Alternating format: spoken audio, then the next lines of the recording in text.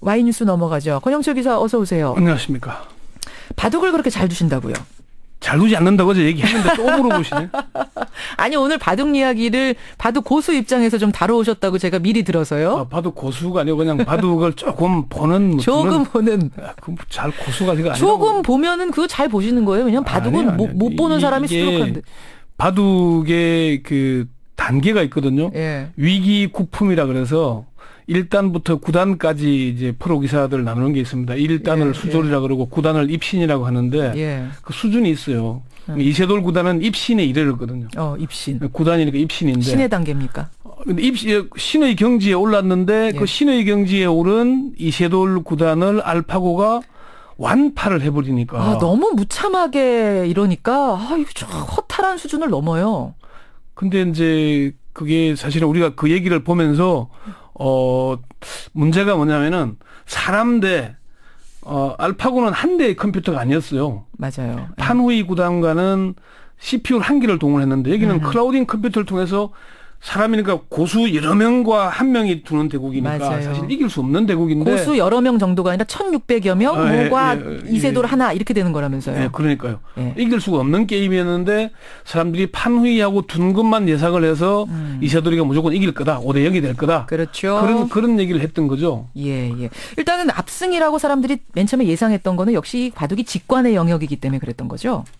그렇죠. 연산 계산에 의한 것이 아니라 그런 걸로 봤는데 이제 막상 뚜껑을 열고 보니까 그렇지 않았다. 그리고 이게 그 알파고와 이세돌을 속기 있거든요. 30초 내에 바둑을 두게 하는 그 바둑을 뒀더라면 오히려 이세돌 9단이 좀 더 유리하지 않았을까. 판후이 2단이 공개적인 5판은 다 졌는데 속기로 5판을 두는 데는 2판을 이겼다 그래요. 30초 내에 두는 바둑에서. 왜냐하면 알파고가 깊게 계산하고 뭐 할 시간이 없으니까 그런 거예요. 그럼요. 돌려볼 시간이 어제도 데이터를 돌릴 시간이 바둑 두는 없어서. 걸 보면은 한 2분 가까이는 걸렸거든요. 맞아요. 그런 시간들 때문인 것 같습니다.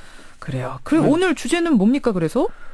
사실 이게 이제 바둑 얘기를 굳이 하자는 게 아니고 바둑을 두지 못하는 사람 김현정 앵커도 바둑 못 두죠. 저 못 둡니다. 근데 볼 줄 모릅니다. 이 대국에 관심을 가졌잖아요. 저는 그냥 이제 화면은 아무리 봐도 모르고 해설을 열심히 들으면서 이세돌이 잘 둔 거구나. 알파고가 실수했구나 아니구나 이렇게 판단하는 수준. 그 김현정 앵커는 관심을 가진 이유가 이게 세계의 대결이고 사람들이 관심을 많이 가지니까 관심을 가진 거죠. 맞습니다. 그러니까 왜 바둑도 못 두는 사람들까지 여기에 많은 관심을 보였을까? 오늘 그게 주제입니다. 오늘의 주제. 왜 사람들은 바둑을 둘 줄 알든 모르든 이번에 이렇게 관심을 가졌는가? 네, 그렇죠. 왜 관심을 가졌어요? 이게 사실 우리가 바둑에 근래에 많이 친근해졌습니다. 많은 사람들이 드라마를 통해서. 응답하라 1988에 드라마 미생의 있습니다. 장글에도 바둑을 했고요. 그러면서 알파고까지 나오니까 신의 한 수라는 뭐 영화도 있고 그렇잖아요. 이런 거 하면서 많이 가까워져 있었는데 이것과는 달리 말씀드린 대로 이 사람들이 관심을 가진 이유가 첫 번째는 이게 정말 세계의 대결이지 않습니까? 바둑. 인간과 인공지능의. 그러니까 세계의 대결이라는 건 이것뿐만 아니고 어떤 뭐 빅게임을 붙이면 사람들이 많이 관심을 가지게 돼 있잖아요. 그렇죠. 뭐 거의 그런 것 때문에 첫 번째고요. 두 번째는 말씀하신 대로 인공지능 대 사람의 대결. 이건 우리가 영화 터미네이터를 통해서 이미 경험해 봤잖아요. 그렇죠. 인공지능과 사람의 대결이 어떻게 될 것인가, 결과는 어떤 결과가 나올 것인가. 그걸 바라다 보니까 정말 어떻게 될까? 그 관심도 높일 수밖에 없었던 겁니다.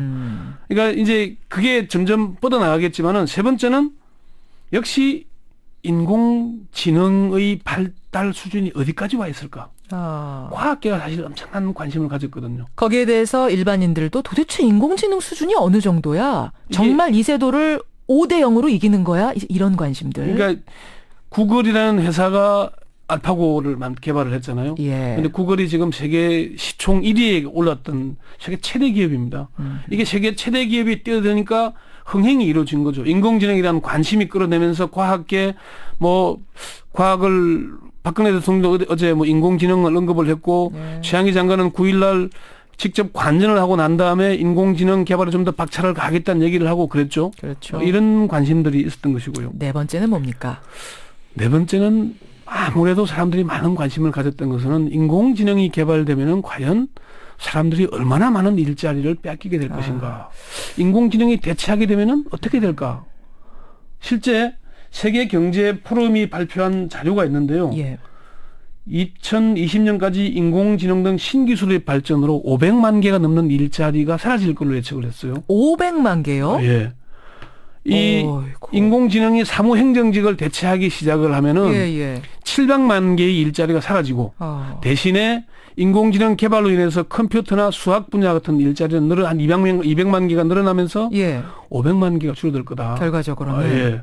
이게 엄청난 영향이 오지 않겠습니까? 쉽게 이야기해서 카페에서 손님 서빙하는 것도 인공지능이 대신할 수 있다는 겁니다. 아, 맞아요. 취향까지 빅데이터로 분석을 해서 이 사람은 어떤 걸 좋아하고 어느 자리를 선호하고 이게 다 나온다는 얘기 아닙니까? 지금 말이죠. 예. 음악 들려주는 음원 제공 사이트에 가보면은 당신에겐 지금 이 음악이 어울립니다 하면서 추천을 해주는 게 있어요. 네. 어떻게 제 취향을 정확하게 파악해서 줄줄이 제가 지금 듣고 싶은 음악들을 검색해 주는데 저는 깜짝 놀랐습니다. 바로 이런 게 인공지능이죠. 그렇죠. 무섭습니다. 취향을 파악하는 부분. 심지어 이제 병원 같은 데서도 뭐 의사들 오류 같은 게 나오잖아요. 이게 대체할 수 있는 것이고, 예. 뭐 법률 재판까지도 대체하지 않을까, 뭐 그렇게까지 나옵니다. 빅데이터에 의해서 판례들. 예, 오류가 줄어들지 않겠느냐 그렇게 보는 것이고요. 결국은 그런 것들에 대한 전체적인 관심이. 또 마지막으로는 아마 마지막 하나 더 붙이자면은 예. 이게 인간성의 소멸이라 그래야 되나요? 좀 인문학에 대한 관심들을 좀 가지게 된 게 아닌가.